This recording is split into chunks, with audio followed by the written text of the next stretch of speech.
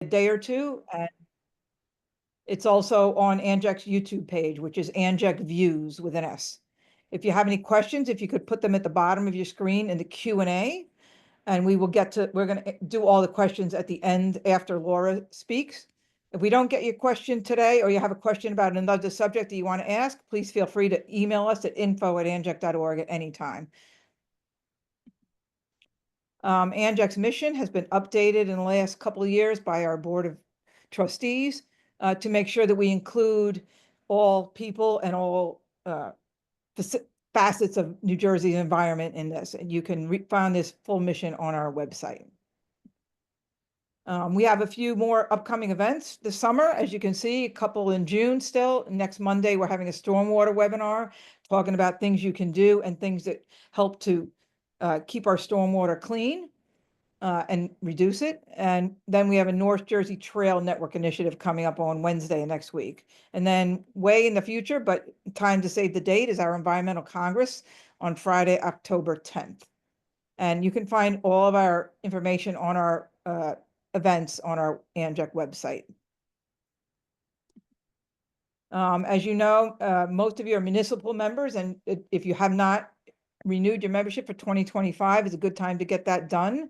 Anjec relies on membership and private donations to keep our work going. We're a 501c3, so any donations are tax deductible. Thank you.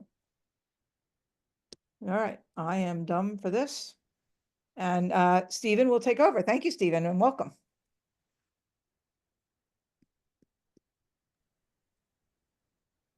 All right, good morning or good evening, everybody. My name is Stephen Elliott, as Liz said. I am the Director of Watershed Programs for both Anjec and the Pinelands Preservation Alliance. And one of my primary duties is leading the Landscape Makeover Program, which is focused really on a lot of green stormwater infrastructure, but there's also a big habitat portion. We're trying to improve water quality, we're trying to reduce flooding, and we're trying to restore some of the habitat for pollinators, for birds, and all those other things that rely on natural lands to thrive. So I kind of tweaked my title a little bit. So instead of calling it landscaping, because traditionally we're thinking of turf lawn and things like that, I like calling it land care. And then I want to talk about all of the different life forms that we're trying to support. So I use the word biodiversity. And so what I'm going to do is I'm going to kind of talk about a couple of different ways that individuals can get involved. And individuals that, live in an apartment and may not have any of their own land. And then we'll go towards, homeowners and landowners. And then I'll turn it over to Laura, who is going to cover more community initiatives. So it should go pretty well. Think, going small to bigger projects. All right, so like I said, I'll be talking about the biodiversity, and when we're talking about biodiversity, for me, it's all about the connections, and we'll get into that a little bit. Steve, for some reason, these on my screen, I'm only seeing part of your slide, not all of it. I'm not sure if the sizing is correct or not. I don't know if everyone's having that problem. I'm That's seeing better. the full slide, I think. Yeah. Okay. So yeah, if that's an issue with anybody, we'll try and fix that, and I'll get the slides out to people if for some reason they can't read something. But yeah, so like I said, I'm going to be talking about biodiversity, and for me, that's all about connections. Plants and animals have been here for a lot longer than we have. They've formed these connections through adaptations and evolution. And over the past, 100 or maybe 200 years since industrialization, we've kind of severed a lot of those connections. And that's sort of what we're targeting now with the sustainable landscaping, is trying to rebuild some of those connections. I'm going to kind of throw out some general principles about sustainable landscaping. If you're familiar with Doug Tallamy or the National Wildlife Federation's program, or Homegrown National Parks, or any of those, these are going to kind of be similar across the board. So I'm going to throw some of those out there, and then we'll get into those sort of options or actions that you can take depending on your living situation as an individual or a household. And then I'll talk quickly about measuring success. You know, how do we determine whether or not our actions or our projects are successful? And there are a couple ways we can do that. All right, so what is our current situation? And this is sort of New Jersey specific, but we could probably take this across the board in urban areas and suburban areas. But our native species, our biodiversity throughout the world is sort of in decline. This UN report from 2019 estimates that land-based habitats have decreased by about 20%. In the United States, we've replaced about 40 to 50 million acres, depending on what paper you read, with turf lawn. And we have also outsourced the management or care of our lands to a landscaping industry, $1 billion, they're making billions of dollars. They're trying to be efficient. They have schedules. So they're not necessarily taking the care approach. They're taking the business bottom line approach. But I won't get too much into that or ruffle any feathers today. Just kind of talk about what we can do to kind of change that situation. All right, and so what does that mean? So we've got a lot of habitat loss, and along with that comes habitat fragmentation. So, if I'm in a suburban neighborhood, everybody has turf lawns and crepe myrtles, but I'm sitting here and I plant, a beautiful native garden for pollinators. Are pollinators going to find it? It's going to be an island sort of habitat. It's going to be degraded. There's going to be a lot of difficulties for anything that does end up finding my native garden, but it's a start. And we'll talk a little bit about that in a second. And then we also have a lot of degraded and toxic habitats. And talking about New Jersey specifically, the majority of waterways, watersheds, if you bring up our integrated report, which is required under the Clean Water Act, you would see that most of our watersheds are degraded to the point where they don't meet the quality standards for whatever their designated use is. And if you look at it for aquatic life, it's even worse. So we have a lot of issues here in New Jersey, and these are some of the things that we can do to get started. So this is a picture of turf lawn from that paper that was done in 2005 using NASA satellite research, and it's showing these massive areas of turf lawn. And you can see that New Jersey specifically, there's a very concentrated area of lawn, and that's kind of cut things off. So imagine you're a bear and you used to, make your way from the highlands to the pinelands and then maybe back again over the course of a couple of years to feed on different things. Well, that connection's obviously severed. But then if you look at other creatures as well, it's going to be the same sort of thing. You can't make it across these highways. You can't make it across, these neighborhoods that don't have any cover or habitat for you. So you're kind of stuck on these little islands or patches in different places. Pinelands and highlands obviously being these large patches, but you kind of get the idea. So what are we trying to do? We're trying to support those connections between individual species, like the monarch butterfly caterpillar that you see here on its milkweed, but we're also trying to support the connections more broadly. We're trying to connect those habitats. So if I'm the only one in 1 million acres that is planting milkweed, I'm probably not going to get a whole lot of monarch butterflies. And if I do, those monarch butterflies aren't going to be very successful. But if I plant, a bunch of milkweed and a bunch of my neighbors also plant milkweed, we can build those connections and help these things thrive. This is one of my favorite quotes from Aldo Leopold. It's one approach to looking at our land. It's looking at it as a community. So if you read Braiding Sweetgrass or Robin Wall Kimmerer, she puts it a little bit differently. She calls, each creature our brother and our sister. But for Aldo Leopold, it was a community that we needed to love and respect.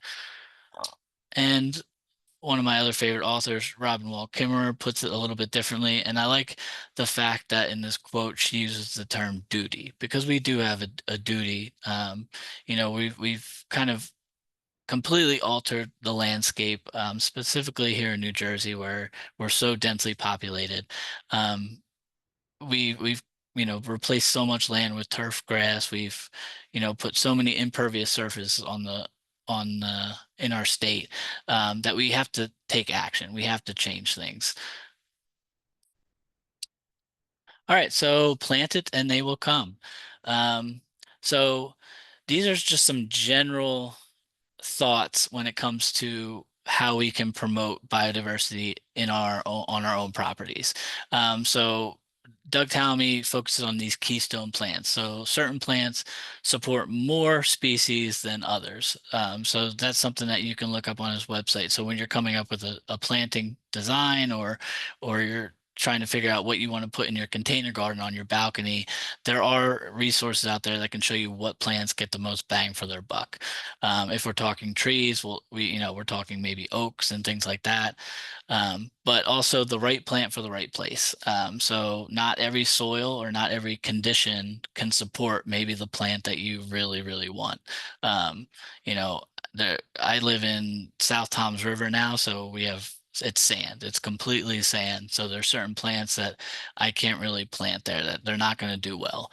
And then when we're talking about species and sort of connecting those habitats, we have generalists and then we have specialists. So our generalists can thrive on a lot of different types of plants. If you think of a hummingbird, they can, they might go to the trumpet or coral honeysuckle. They might also go to the scarlet bee balm. They might also go to echinacea on occasion. So you might see them at these different plants. They're generalists. They're going to find food on different flower sources. But then you do have specialists. So when we're talking about specialists, we're thinking about maybe the Baltimore checker spot. So their primary host plant is the white turtlehead. So if the Baltimore checker spot is sort of isolated in this island area, if people outside of that area or in that area stop planting that white turtlehead, or that white turtlehead is, subject to a disease or something like that, you might lose that Baltimore checker spot in that area. Or you might not be able to connect it to a wider habitat area. So native plants will support a variety of insects as well as other species, obviously. So when you're looking at this, when you're approaching this at the individual level and coming up with a plan for your property or your apartment or your balcony or whatever, embrace your insectarium. Insects aren't our enemies. I was just reading something where it said about only 3% of insects are those ones that are going to harm you, but we spend most of our time thinking about those, where all these other insects are either neutral, where they don't really care about us, or they're beneficial in that they will they're predators of those insects that we don't want around. But then if you bring the insects in, you'll bring the predators in.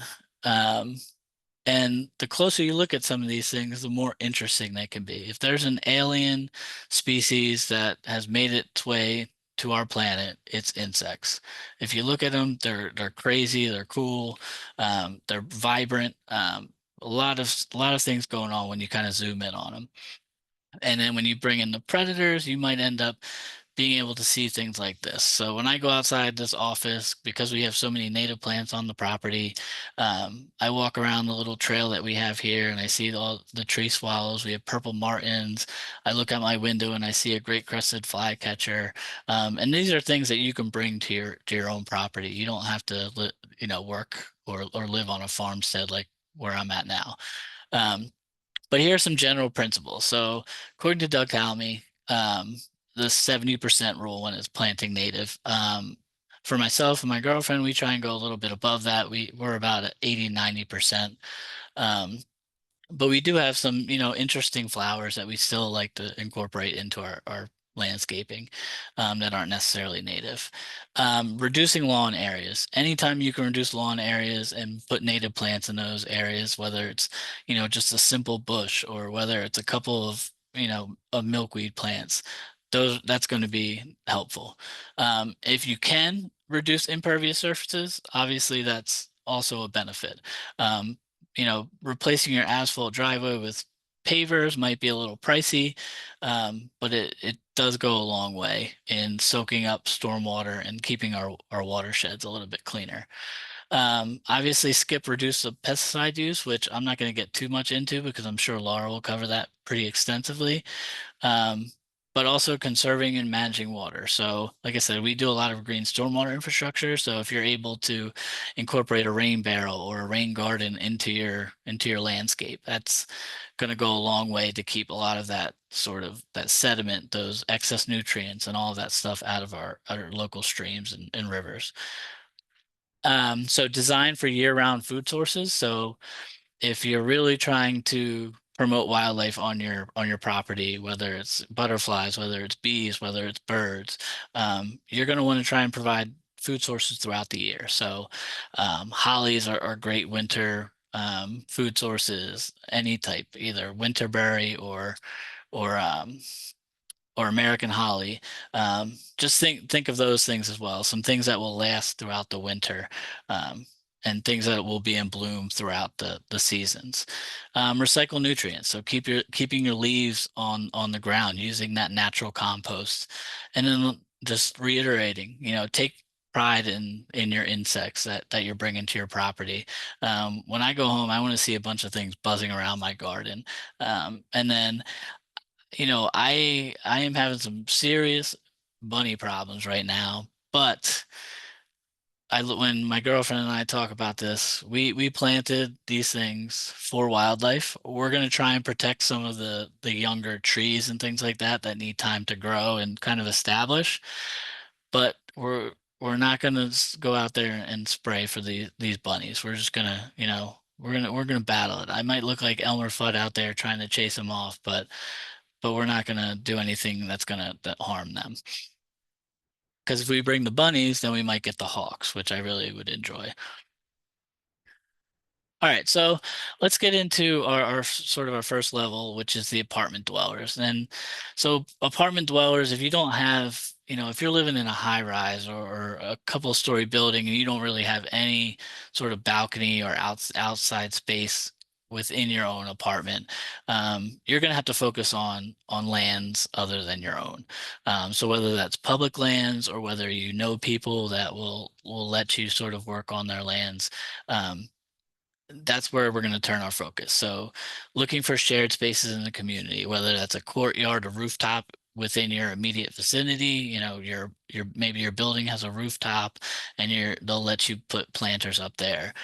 Maybe there's a courtyard where they'll let you help steward that area. But whatever it is, find your green space, whether that's a state or local park, join a friends group. These are all options and you can become a steward. And the first thing about becoming a steward is sort of learning that area. Is your local park overtaken by invasive species, or is it generally in good shape? What plants are there? Is there any space where we can, maybe implement some sort of rain garden or pollinator garden? Is it one big open, turf lawn that used to be soccer fields or something like that? And there's these spaces everywhere. So try and find your space and what space you want to steward and what interests you. And become a steward of that space. Now there are ways that, maybe you don't necessarily want to take that landscaping approach and you don't want to necessarily be a steward. There's also a way that you can get involved through citizen science. If anybody's ever used the iNaturalist app, it's a way that you can use AI to help you identify the species that you're seeing. You take pictures and you upload it to a database, and that database is used by researchers, scientists to sort of track migrations, to track biodiversity data. People actually discover new species or species that people thought were extinct because people are submitting these observations. Scientists can't be everywhere at once. So citizen science is a great way of collecting data. So if you do find that public space, maybe it's a state park or a preserve or something like that, then by all means, upload that information and help with citizen science. There's also garden sharing. I haven't really run into many here in New Jersey, but there are places where people allow others to come to their property and either garden, for food. I haven't seen one necessarily for pollinators, but I'm hoping to implement one at some point where property owners that do want to transition their grass to something more natural will allow people to come and do that for them. Maybe they can't do that labor, or maybe they just don't have the time to do that and they want their lawn to turn into more of a native habitat. That's a program that you do see in some parts of the country, but it's more for food generally. There are also a lot of garden clubs and other volunteer options. For the landscape makeover program, most of the time when we're doing a rain garden installation, the planting is being done by volunteers. As you can see here, this one was done at the Alice Paul Institute. And then the picture underneath of that is from our township-wide BioBlitz in Evesham that we did as part of our Sustainable Jersey grant. All right, and so I don't know about you guys, but when I was growing up, I saw a lot of pictures sort of like the one on the right of your screen. All these renderings where it was sort of this, natural Eden mixed with urban environment. And so by the time I grow up and I'm looking around and I don't really see this, I'm a little disappointed. But if you look on your left, that's an actual building that's in Milan. They planted 800 some trees on these balconies. So these do exist in places, but it doesn't exist without people like us, like people like you that are joining us today and kind of learning about these things and sort of starting that initiative.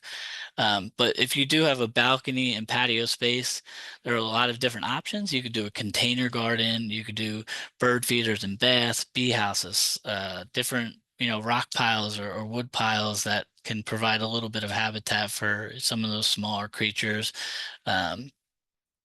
You can focus on those keystone species if you want to get the most biodiversity for your investment, and then think vertically. So if you do have a balcony, maybe you can put in a trellis or something where you can have native vines climbing them, or you can have pots that are sort of staggered and layered. And then there's also the option of doing a pocket floating bog garden. If you don't know what that is, and you have Instagram, go ahead and type that in and see all the cool things that people are doing out there. But you can put that out on your balcony or patio and bring in some pretty cool insects and different things. All right, so now we're kind of at the meat of it.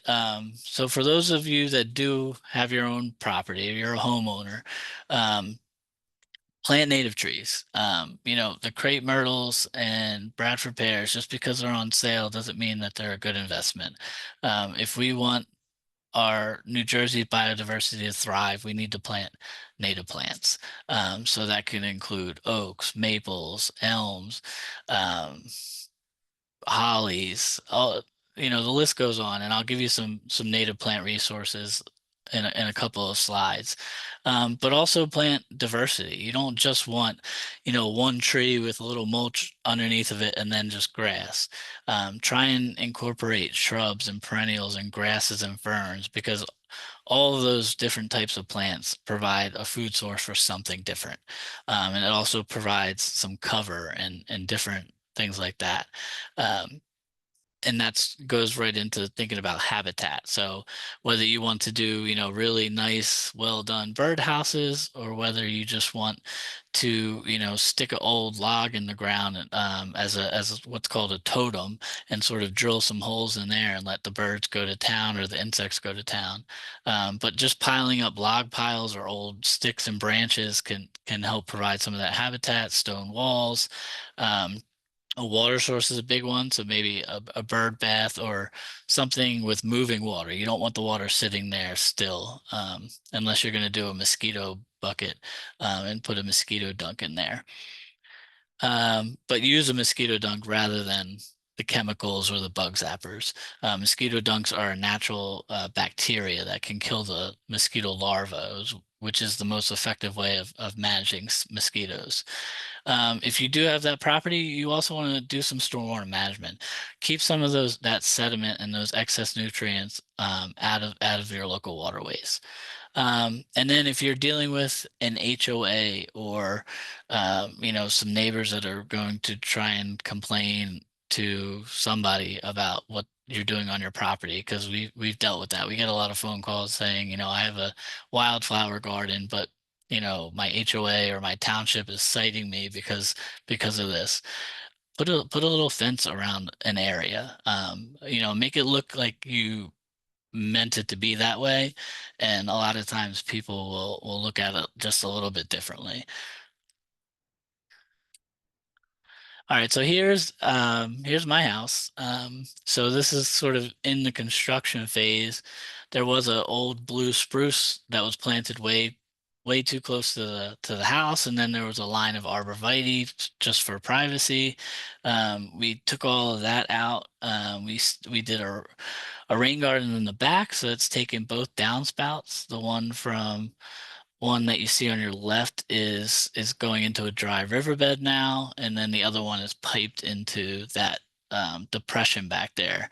And then my girlfriend has a nice little bog garden on that side there where you see the stone, lots of pitcher plants and cool things like that popping up, a lot of pinelands orchids. And so it's starting to kind of fill in. And like I said, we're trying to protect some of these trees that we put in. We put in a serviceberry. We put in a maple leaf viburnum, but the bunnies started going at those. So we put these little wicker protection things around them. Some of the stuff in the front there were plugs like aster and things like that are going to take a little bit of time to grow. But this is, even if you looked at it, today it's a lot more filled in than it looks right here. But here's Doug Talamy's 4 ecological landscaping goals. Trying to support that diverse community of pollinators throughout the growing season. Again, planting things that will provide those food and pollination sources throughout the year. Managing the watershed, so that green stormwater infrastructure, or just not piping your roof runoff directly into the street is a good step. Removing carbon and then providing energy, and this is the reason why he promotes oaks so much, is because they provide so much energy. They provide the acorns, but they're also the host plant for 300 to 400 types of butterfly and moth species. So you're getting the most bang for your bucks there. All right, and then how do we measure success? So going back to the iNaturalist, so doing a survey of your own garden and seeing what animals or species are coming to your property. And then local water quality monitoring. A very cheap way of doing that is pulling these insects, these macroinvertebrates out of the water. And there's a list or a diagram that shows you, which ones are sensitive to pollution and a lot of sediment and chemicals and excess nutrients, and which ones can survive Armageddon. And really, you want to try and find a diverse range of all of those things. But if you're only finding those ones that can survive in any conditions in Armageddon, then your waterway or your local stream is probably pretty degraded. Another cool experiment would be taking your ground temperature. So if your property right now is all lawn, take the temperature of the ground this summer when it's a really hot day out, and then either just let your grass grow or replace that with native plants, and then take the ground temperature again when those things are nice and fully grown, and you can see the difference. And then a non-scientific way of measuring success is, are your neighbors trying to copy you? Are you going down the street and seeing that, other people are putting in rain gardens, or you're seeing, other people putting in those same native plants that you put in?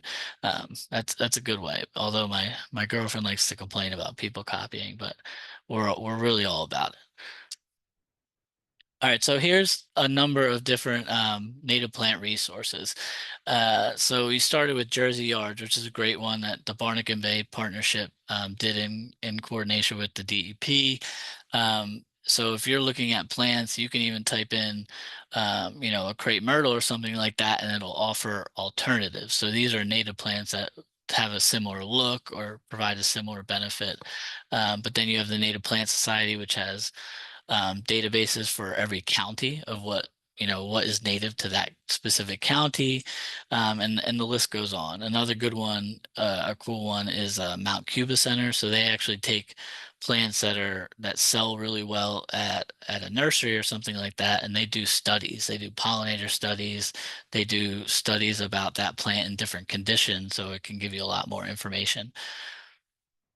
And then if you were on the last webinar, of course, we work a lot with the Rutgers Cooperative Extension for our green stormwater infrastructure. So if you're interested in doing a rain garden or something like that, please go to their website. And you can type all of these pretty much into Google and they would come up. All right, and that's pretty much all I have. There's is my contact information. If you ever have any information or any questions, or you want to learn more about the Landscape Makeover Program and our green stormwater infrastructure projects, there's also those websites that you see there. Those two websites are both being updated right now as we transition some of our projects and our scope. But feel free to join our mailing list and we'll keep you up to date. And without further ado, I will stop sharing and turn it over to Laura. Awesome. Thank you so much. I definitely, we're on the same page with our messaging, so that's great. So I would say ditto to everything that was just said. But I'm going to focus a bit on just pollinators. So I'll just give a little overview and then I'll launch into things. So I'm the national coordinator of Bee City USA and Bee Campus USA for the Xerces Society. We are an invertebrate conservation organization. We have 4 different programs. We work with endangered species. We work in pesticide reduction. We do policy making, and then a big focus of our work is pollinator habitat, especially on agricultural lands. But the program I oversee is Bee City and Bee Campus. It's essentially a certification. These are our cities and our campuses throughout the US. We have 449 communities that are a part of our program. We're in 47 states plus DC and Puerto Rico. And in New Jersey, we've got a handful of communities, Allentown, Borough, Berkeley Heights, Buena Vista, Morristown Township, Ridgewood, and then for Bee campuses, that's just colleges and universities that are in our program. We have Raritan Valley Community College. So one way to get involved if you're looking at pollinator habitat at the community level and not the yard level is potentially to reach out to some of these affiliates and see if they are looking for help. They would probably love to have you volunteer. And if you don't have any Bee City or Bee Campus near you, I'm just going to touch briefly on what we do. So if you want to pursue this, you can. This is not a pitch, though, to become a Bee City. I just want to let you know who we are and how we work, because we're a model for creating big, large-scale pollinator habitat in communities in the US. So we've been around since 2012. We were originally an independent nonprofit, and then Xerces adopted the program. Our affiliates since just 2019 have engaged over 1.76 million people in pollinator conservation and have created well over 18,000 acres of habitat. And I think what makes Bee City kind of special is that our program really focuses on allowing communities to play to their own strengths, interests, and talents. And oh yeah, we have a question from Randy.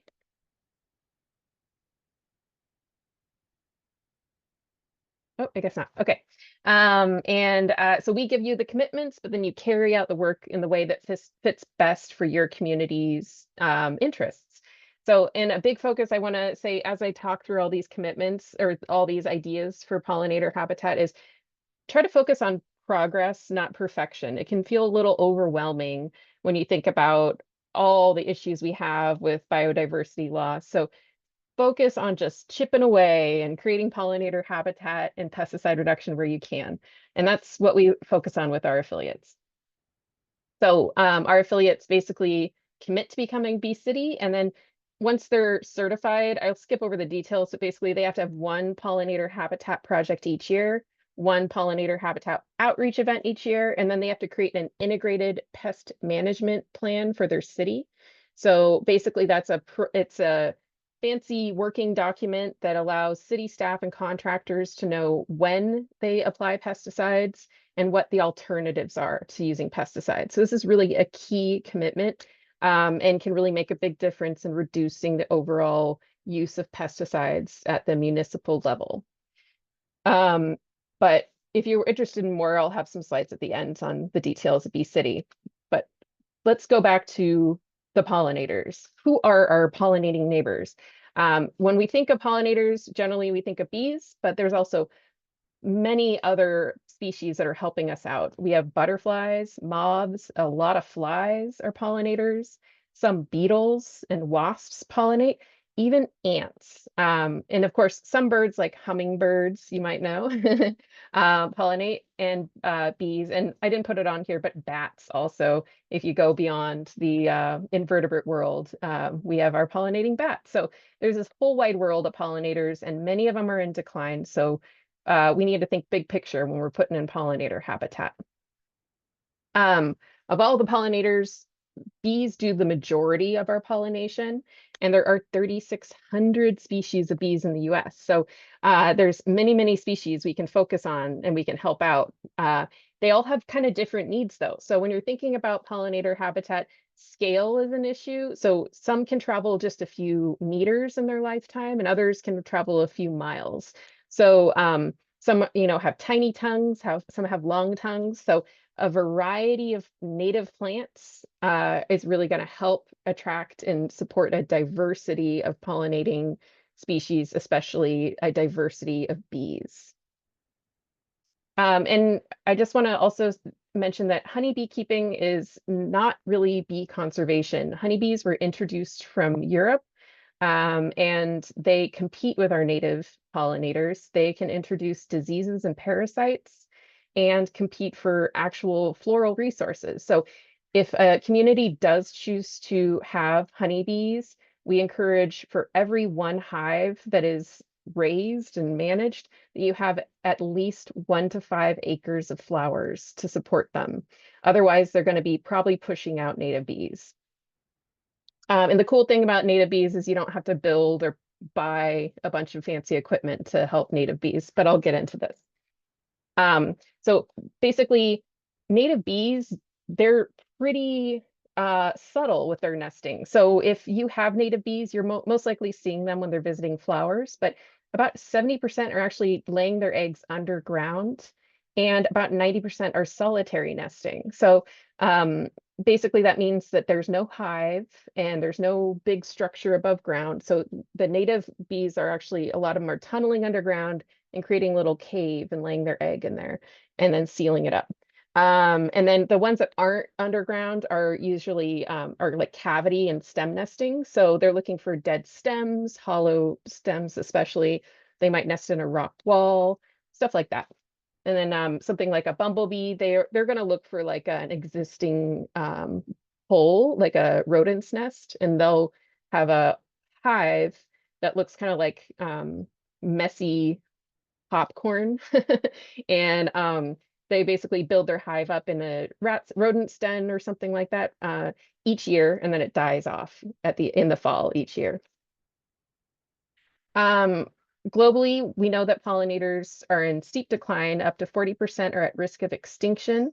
And we know that about a quarter of bumblebee species in the US are in decline. We know the drivers of pollinator declines. It's primarily habitat and biodiversity loss and degradation of the habitat they have. It's pesticide use. That includes fungicides, herbicides, insecticides, potentially even rodenticides. Diseases and pathogens, and climate change. Their habitat is changing. But the good news is we know what we can do to support pollinators. We can plant native flowering plants that bloom throughout the growing season, especially really from way early to way late in the growing season. And then providing also host plants for moths and butterflies so they can lay their eggs and their caterpillars can actually eat those plants. We can provide natural nesting sites, as I touched on, bare ground, dead leaves, stems, logs. That's all primo nesting material. We can reduce or eliminate pesticide use. And then a big part of it is, sure, we can take these actions, but we need to spread the word. We need to post signs at our pollinator habitat, talk to friends and neighbors and elected officials, write articles for your local paper, tell people how they can get involved. So what does pollinator habitat look like on a big scale? There's this great quote from Lady Bird Johnson. I want Texas to look like Texas and Vermont to look like Vermont and every state to look like itself. And I think that's a really nice way to think about pollinator habitat. As you add more native pollinator plants to a landscape, it becomes really reflective of the personality of your community. So over time, you really look like yourself and it becomes a part of your community identity. And that's really special. But on the ground, so when we're talking about non-garden, non-small scale pollinator habitat, the sky is the limit on what pollinator habitat can look like in an urban environment. So I'm just going to run through some fun examples of where you might not have thought about putting in pollinator habitat. And so one of the big ones I like to focus on is landscaping around buildings. Oftentimes this is pretty permanent habitat. And once those plants are established, you don't really need to do much. And it can really become a great site for hosting caterpillars and other native species. You may have a good irrigation system, so it can provide blooms through the dry summers, if you have dry summers. I'm in Oregon.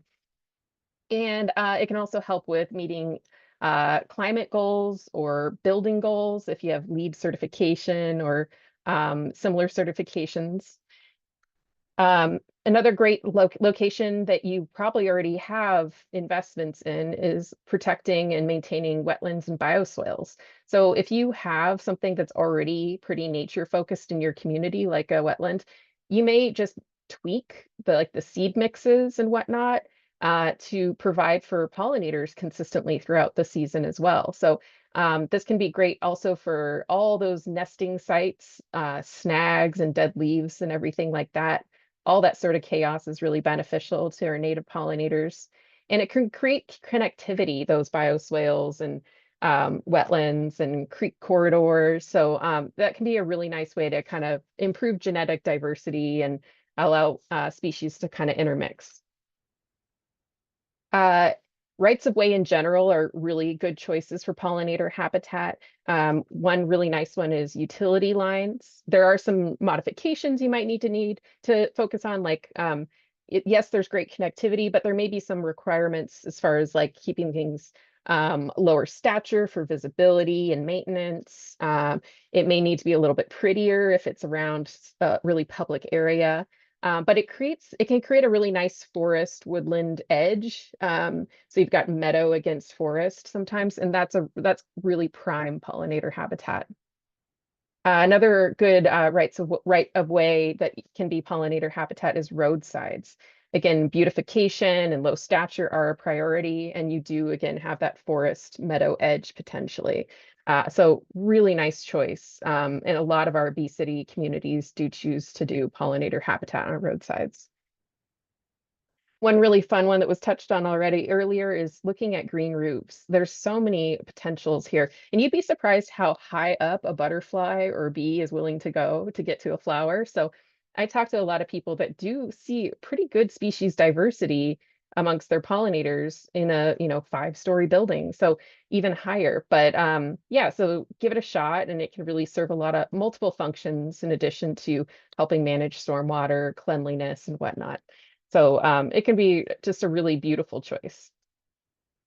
Another one that I think is really overlooked with pollinator habitat is trees. And this was mentioned already as well, but thinking about trees, one tree full grown can potentially have a meadow's worth of flowers. So I think that's just really beautiful and exciting and inspiring to know. And especially there may be trees that you can plant that like oaks and willows that provide really early season flowers, which is a super important time of year for pollinators. So, as you're looking at municipal landscaping, it could be good to basically compile a list of recommended native trees that are street tree friendly, meet all those requirements, and then focus on adding those native trees as, old trees are coming down.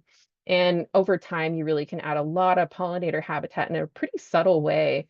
And the nice thing about that is also many of those native trees are going to have lower pest pressures than something like, as mentioned already, crepe myrtles. So that's a great reason to add them. And it also with those like oaks and maples, they can support a diversity of really important species of like moths and butterflies that need those host plants. So focusing on native trees is a real win and can also help support your environmental and climate goals. No matter what you do, though, I really encourage you to add a little chaos. There's so many ways that you can support pollinators, but having things a little messier, leaving those dead seed heads up for the winter, letting those stems stay up, leaving those dead leaves can be really helpful. But if you do have issues with, certain rules about how tidy something looks, especially in like an HOA situation or in a really visible part of town, one thing to consider is what they call mullet gardening, and that's business in the front, party in the back. So, you can have your really tidy front area, maybe with still native plants, but then you keep your dead leaves and stems kind of piled up towards the back of the property. So, or even the park. So consider that if you're kind of working on some compromises. And over time, when you create all these different types of pollinator habitat around a community, you create little stepping stones for these bees to move around and other pollinators. And over time, you add enough of those stepping stones, and suddenly you have a corridor. And so suddenly you have interconnected habitat and high genetic diversity. You get bees and other pollinators that are more disease resistant. They're going to have a good mix of male and female species both males and females, all these sort of qualities that we need when we interconnect habitat and create high quality habitat that's pesticide free. All right, so I'm going to touch on some other ways that we can support pollinators.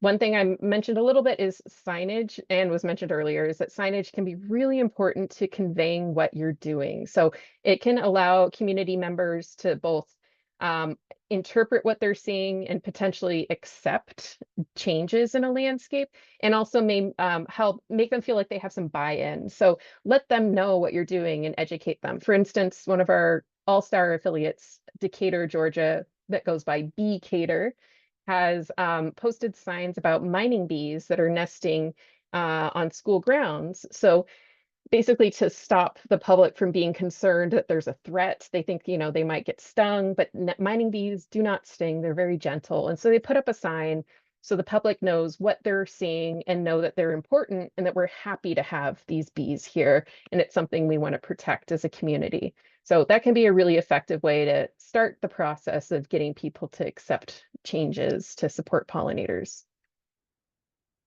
And then another big component of pollinator habitat is finding ways to reduce pesticide use. So I'm just going to run through some examples of how either in your garden or in your whole town, you can find new techniques to choose before you turn to pesticides.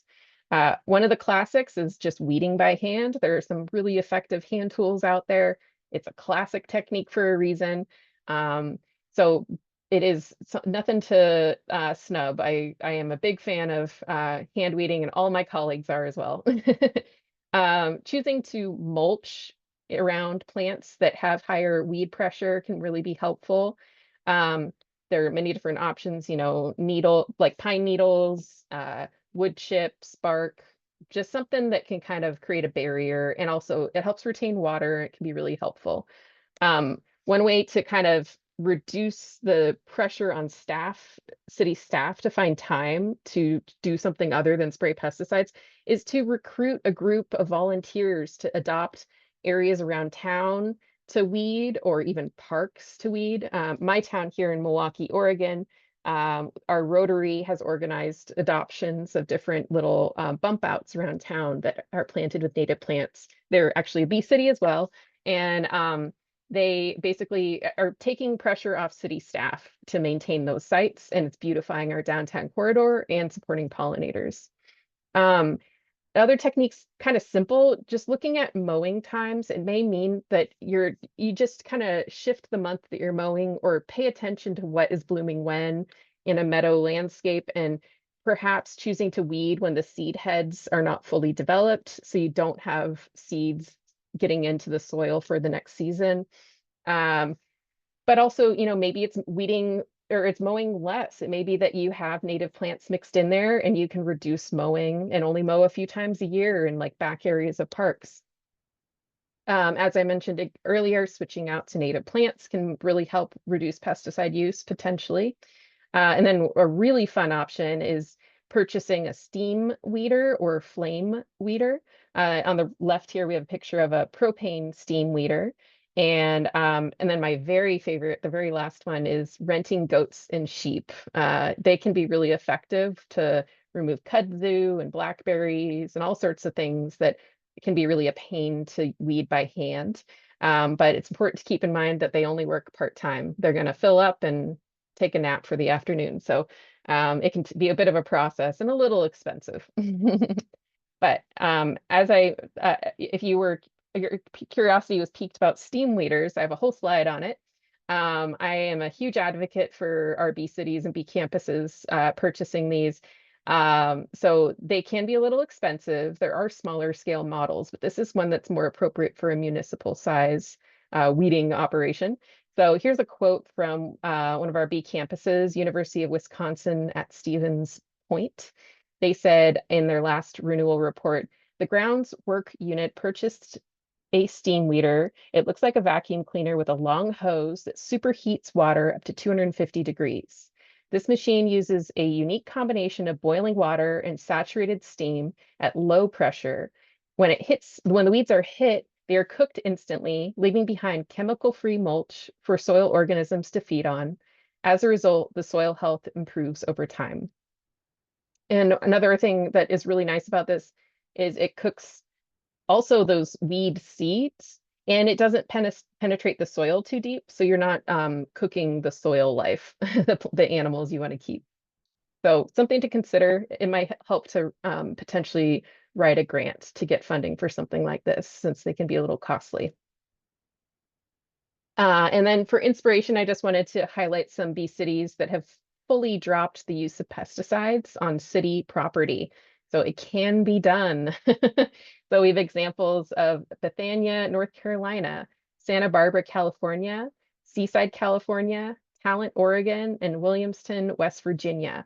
They have found many different ways, including utilizing volunteers pictured there in Seaside, to maintain public properties in a way that allows them to choose to not use pesticides. So it can be done on a pretty large scale. So something to consider. And just to wrap things up, I just wanted to mention that if you're interested in buying bee safe plants, if you're curious about, reducing the pesticide risk of the plants you purchase, we do have guidance on the Xerces website. But some simple ways to reduce the risk to your pollinators when you're buying your native plants is to seek out plants that are organic or seeds that are organic. Avoid plants that are grown with neonicotinoids or other similar systemic insecticides, pesticides that stay in the landscape and don't break down. And then you can talk to your nursery, ask them what they're doing to make their plants more pollinator friendly. So have those conversations and show there's demand for bee-friendly plants. So you can create a local demand for good quality plants to protect your pollinators. And I know there were a lot of plant lists listed earlier, but I have to mention that we do have regionally specific plant lists for every area of the country. We have a plant list for pollinators and beneficial insects, and then a separate one for monarch nectar plants. And so you can find those at xerces.org in the Pollinator Resource Center. If you just search online, Xerces Pollinator Resource Center, you'll find a map, and you can click on your area and find those regionally specific documents. We also have stuff on like meadow maintenance and all sorts of fun stuff. And if you're curious about Bee City, you can visit our website, beecityusa.org. We have an application section for Bee City and Bee Campus with presentations and handouts and all sorts of goodies. And then we also have brochures in Spanish and English for Bee City and Bee Campus. You can email me at beecityusa@xerces.org, or you can just email me if you have questions, and I'm available to answer questions now as well. Well, terrific. Thank you so much, Laura and Stephen. We do have a couple of people that have been asking some questions. Randy and I have been trying to answer some, but I definitely wanted to ask both you a couple of things that I don't know. Darren asked if carpenter bees are native in New Jersey. Yes, they are, and they are pollinators. Nice, that's what I thought. Thank you. Allison asked, oh, Kathleen just posted that she's been using a mix of salt, vinegar, and dish soap on poison ivy and things like that. Is that sensible to use also on invasives or something you want to get rid of in your garden? It's not going to kill a bee, but it can kind of be hard on the soil because you're literally salting the soil, and vinegar as well can be rough on a lot of other plants. So it's not going to kill a bee, but it may be overall kind of it may kind of change the pH and whatnot of your garden. And I'd say in small doses it's okay. I would turn to boiling water though before I would do a Well, mix like that. Yeah, Okay, putting terrific. on my master gardener hat, most of those home remedies are generally not encouraged. Yeah. Right. Right. I mean, poison ivy is tough to get rid of, but yeah, right. So maybe on a few spots and then keep it small, keep it small amounts. Yeah, I do tend to use it like on my like walkway area where I don't want things necessarily growing, but not in the garden, but on you have, brick paving, so I don't want the necessary things growing in between the bricks. So sometimes I use it there, but it's not in the actual garden, but it's where you don't want things to actually be growing. True. Good. Allison had asked if there's a recommended course on native planting that she could help to sort of facilitate better outcomes when people are doing this stuff and they're trying to figure it out. Is that we should send them to, I mean, Native Plant Society, we know, but does that necessarily have specifics on how to proceed? Stephen, do you want to answer that? You said a course, Liz? Yeah, I mean, I think she wants resources, but I mean, yeah. Um, I know Jersey Friendly Yards has like a naturalist program and stuff like that. I'm not sure if there's anyone that maybe the Watershed Institute has a landscapers course for Okay. green infrastructure and I believe native plants and things like that, but I think that's more for industry folks. So as far as like a specific native plant course, I'm not really sure. It's kind of something that you pick up from different sources through, over the course Okay. of time. There's a Pinelands native plant course, which they do here at Pinelands Alliance here in Southampton, but that's more of like a naturalist type program, like going out into the woods and finding these things. Good. Okay. Thanks. Allison, I think he gave you, yeah, I see. Sorry, She's I do have saying- one. If you're willing to travel down to Delaware, Mount Cuba does have a native landscaping or a landscaping course that's very heavily focused on native plants. Cool. Great, great, great. Diane had mentioned that the deer population in New Jersey especially has gotten so bad that that's sometimes hard. Do you have any good suggestions other than I saw Stevens things that he put around his plant to prevent the bunnies? That would help. But any other ideas on? There are a lot of plants that are deer resistant. I've kind of been experimenting with putting those deer resistant plants in close proximity to those other plants to see if that acts as a deterrent. Honestly, the deer situation is pretty serious, but caging, yeah, just finding different ways to protect the plants. I've heard some of the other, and I know some of the home remedies do actually work. I think peppermint oil or peppermint, there's like a spray of peppermint, which is it's, it's basically natural, I guess. And things like that that can work. But it's a constant battle. Right. Even with And the, so go ahead, sorry. I was just gonna say some of those sprays do deter pollinators, unfortunately. So I would say physically creating a barrier would be my recommendation. But also, there are some pollinator plants that are just deer resistant that and you can just pick, 5 great pollinator plants and focus on that and then add more later. And that's true. Somebody's also saying that, maybe you need to cage them for the first few years because the deer seem to like the nice young little shoots. And sometimes you can cage them for a while and then be able to uncage them because then the deer get tired. They don't like them anymore when they're woody and stuff. Yeah. Hydrangeas come to mind for that. Yes, exactly. Oh yeah, somebody was saying, Darren said he had native plums, he caged them and now they're open. So, any ideas on battling invasive oriental bittersweet? That's a tough one. They've been pulling them out. But yeah, we've always talked about a few other ideas, but keep planting more natives in the way, it helps get rid of them. One Yeah, I idea. mean, if we've done a project where we're trying to remove that stuff, it's cutting it as low as you can, or pulling as much of the root. If it's way too thick, just cutting it as low to the ground as possible.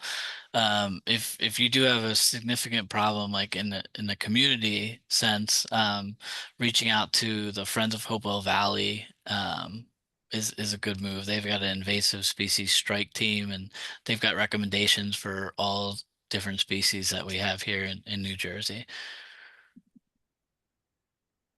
That's great. Thank you.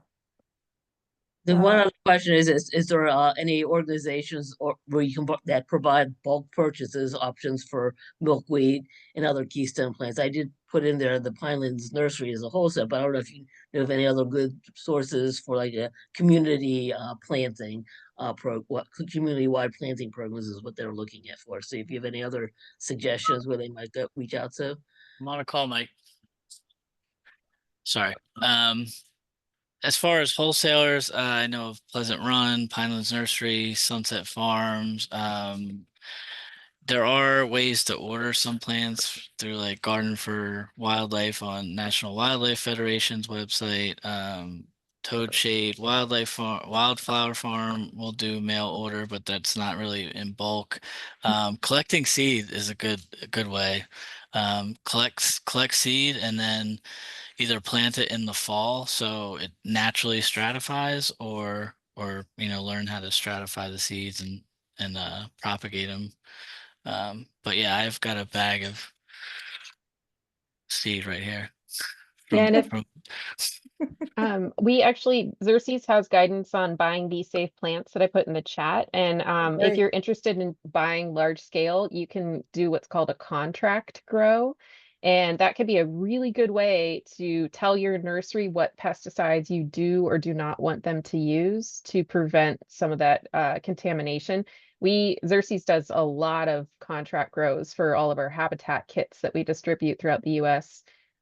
So we, have them grow out hundreds and thousands of milkweeds and other species. So if you're doing large scale purchasing, it gives you a lot of power. So if you're interested, you can check out this Buying Bee Safe Plants Guide. And then also you can email me and I can connect you with my coworker, Sharon, who's actually has researched contract grows with and interviewed nurseries throughout the country to figure out what works and what doesn't work for them. So she can help you come up with a contract that works for nurseries for free. She can do this and just give you a lot of power. And it's nice too for the nurseries because it allows them to basically you prepay. So it gives them security with their grow, so they know that they have a paycheck coming in and those plants are going to move. So it allows them to invest and make that grow and actually learn what does and doesn't work with that native plant. And then potentially they can also have extras to sell. It's a really good benefit for a nursery that's interested in doing this sort of work.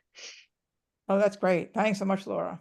That'll be very helpful. Just an FYI, we will be sharing the links that are in the chat with everybody when we share the link to the recording and everything. So, and if Laura is willing to share her slides, we will put them up on our website as well. So, okay. Yeah, everybody's saying thank you. So thank you again, Stephen and Laura. What we usually do now is we leave the chat open so people have a chance to grab any links they might want.